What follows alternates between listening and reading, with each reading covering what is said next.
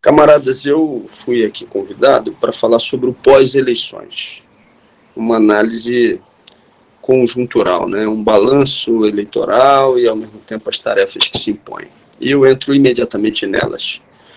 Na minha avaliação, três são as principais tarefas imediatas que se impõem. A primeira é garantir a posse de Lula como presidente da República. É verdade que as movimentações golpistas, elas não encontram uma repercussão no cenário internacional. É verdade também que essas mobilizações golpistas não encontram um respaldo pleno na articulação com os setores burgueses que se dividiram durante o processo eleitoral, sim, mas não dá para menosprezar. A gente vive ainda um clima de presença em frente aos quartéis, então é fundamental trabalhar até o dia 1º de janeiro a nossa mobilização para a garantia da posse de Lula como presidente da República. É fundamental também que isso se dê numa articulação que tenha a compreensão que a gente vive ainda um momento de bastante dificuldade com a presença de uma extrema-direita organizada na rua que se mobiliza e que vai continuar se mobilizando. É aquilo que falam sempre, não, tem que enfrentar o bolsonarismo. Eu não gosto muito de utilizar essa palavra ou expressão porque dá uma dimensão a esse movimento de extrema-direita personalizado no Bolsonaro que faz com que tenha mais densidade e força. Mas falemos dos grupos de extrema-direita organizados que seguem na rua inconformados com o resultado eleitoral.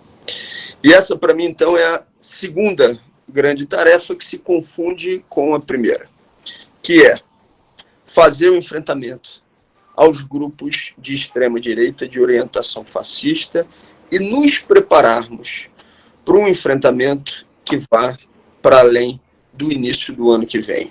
Essa turma, infelizmente, vai seguir aí, e nós vamos ter que lidar com isso, e nós vamos ter que estar organizados para fazer o enfrentamento a essa realidade.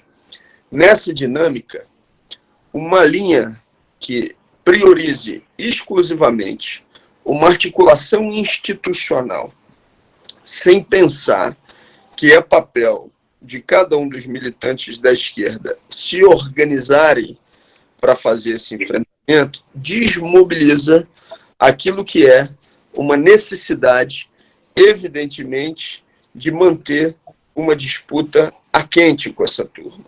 Bolsonaro trabalhou durante anos para aglutinar essa base de extrema-direita. Então, ele fez todos os movimentos para garantir o que a gente tem nas ruas hoje.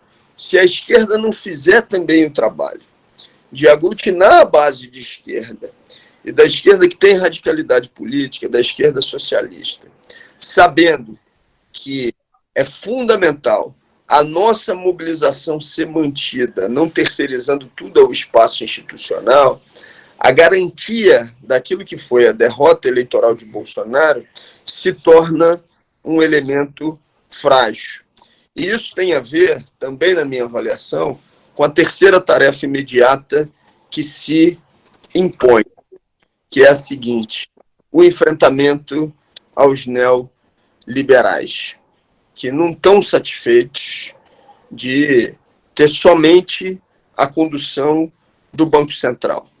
Querem ter o Ministério da Economia e querem ter força para submeter o conjunto das pautas do futuro governo à necessidade objetiva de que eles continuem mandando. Fez uma movimentação de esticar a corda, fazendo um enfrentamento a determinados elementos de orientação do mercado, quando disse que o mercado, durante o período de 4 anos de Bolsonaro, não todo o microfone de Joana abriu involuntariamente. Obrigado, Joana. Então, evidentemente, ele esticou essa corda, né? Ou seja, fez um movimento de avaliação de até onde poderia chegar. Agora, anúncio de Haddad ontem como ministro da Economia, né? Um dos quadros do PT que são dos mais moderados, né? Ou seja, do ponto de vista econômico, inclusive Haddad já verbalizou as suas posições inúmeras vezes. Só que não é só isso que vai dar atendimento às expectativas ou aquilo que quer o mercado, como uma ação de manietar o tempo inteiro ações de uma futura gestão do PT. Eles vão fazer isso o tempo todo e vão encontrar uma base fértil dentro do parlamento para atender a esse objetivo.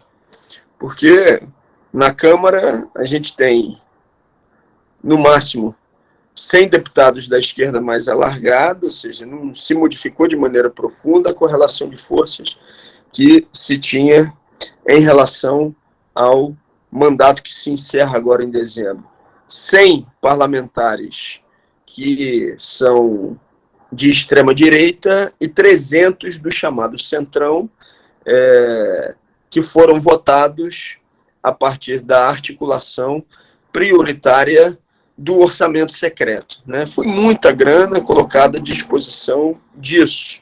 Só nesse ano colocaram no orçamento 16 bilhões de reais, com 7 bilhões já executados. Isso significa que é dinheiro que chegou nos municípios de cada um de vocês aqui para fortalecer a eleição dessas candidaturas.